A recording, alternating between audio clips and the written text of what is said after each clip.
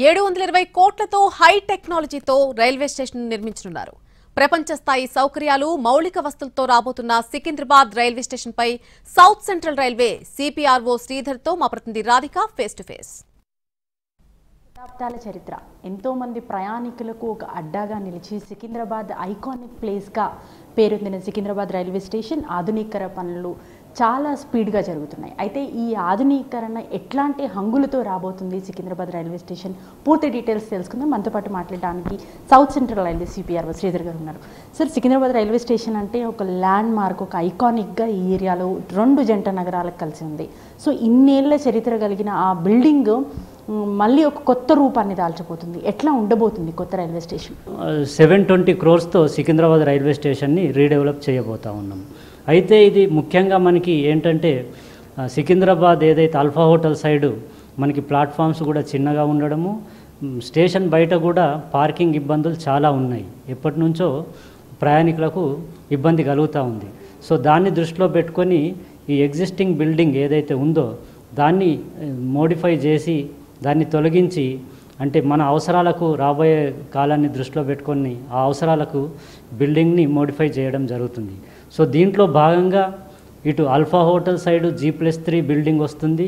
అలాగే బోయిగూడ వైపు ప్లాట్ఫామ్ 10 వైపు కూడా G+3 బిల్డింగ్ రాబోతుంది. దాంతోపాటు చాలా అంటే మోడర్న్ అమ్యూనిటీస్ కూడా రాబోతూ ఉన్నాయి. రైట్. ఇంతకుముందు మనం చర్లపల్లి చూసాము, అత్యాధునిక హంగులు, ఎయిర్పోర్ట్ని తలపించే విధంగా ఆ బిల్డింగ్ నిర్మాణం అనేది చేపట్టారు.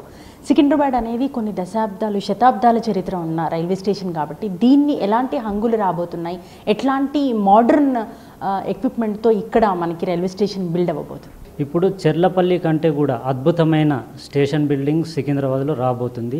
సికింద్రాబాద్లో రెండు వైపులా కూడా G+3 బిల్డింగ్స్ రాబోతున్నాయి. సికింద్రాబాద్ పరిసరాల్లో పార్కింగ్కి చాలా ఇష్యూ ఉంది, ట్రాఫిక్ ఇబ్బందులు కూడా చాలా ఉన్నాయి.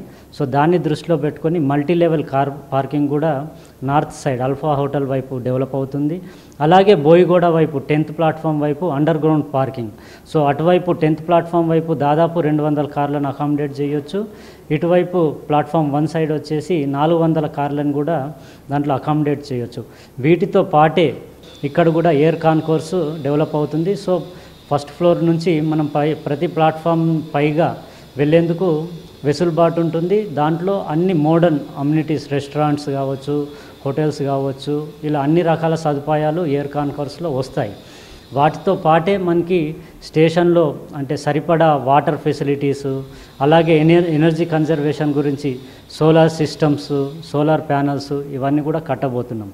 దీంతో పాటే మనకి రెండు వైపులా Secunderabad east, Secunderabad west metro stations ఉన్నాయి. వాటిని కలుపుతూ కూడా స్టేషన్ మీదుగా స్కై వాక్ వే దాన్ని కూడా డెవలప్ చేయబోతా ఉన్నాం. రైట్. మనం ఒకసారి రైల్వే స్టేషన్ దగ్గర చూస్తే ప్రయాణికులు ఎప్పుడు కంటిన్యూస్ ప్రాసెస్ రాకపోకలు సాగుతూ ఉంటాయి. అట్లాంటి సమయంలో ఇప్పుడున్న బిల్డింగ్కి సంబంధించి సగం కూల్చి సగం కడుతూ ఉన్నారు కదా. సో దాన్ని ఎట్లా అడ్జస్ట్ చేస్తున్నారు? ప్రయాణికులకు ఇబ్బంది రాకుండా ఎట్లాంటి ప్రికాషన్ మెజర్స్ తీసుకుంటున్నారు? ఫేజ్ వైజ్గా మనం కన్స్ట్రక్షన్ చేస్తున్నాము. అన్ని చోట్ల బార్కేడింగ్ చేసి ఎక్కడ కూడా ఇబ్బంది కలగకుండా చూస్తున్నాం. ఇదొక ఎత్తు అయితే, రెండవది మనం సికింద్రాబాద్ స్టేషన్ నుంచి కూడా దాదాపు 10 జతల ట్రైన్స్ని చెర్లపల్లికి షిఫ్ట్ చేసే ఆలోచనలు ఉన్నాము. రైట్. ఇంత అత్యాధునిక హంగులతో నిర్మాణం చేపడుతున్న రైల్వే స్టేషన్ ఎప్పటి వరకు పూర్తి అవ్వచ్చు అండ్ ఎప్పుడు స్టార్ట్ చేయొచ్చు? మనీ పునఃప్రారంభం ఎప్పుడు అవ్వచ్చు? అదే ముఖ్యంగా మనకి సికింద్రాబాద్ టార్గెట్ వచ్చేసి నవంబర్, డిసెంబర్లో కంప్లీట్ చేసే టార్గెట్ ఉంది. అయితే ఈ ట్రైన్స్ అన్ని అటు చెర్లపల్లి షిఫ్ట్ అయి పూర్తిగా మనం కన్స్ట్రక్షన్కి ఇస్తే ఇంకా స్పీడప్ అవ్వే అవకాశాలు ఉన్నాయి.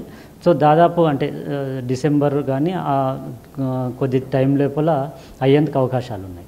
కెమెరా పర్సన్ రాంబాబుతో రాధిక, NTV.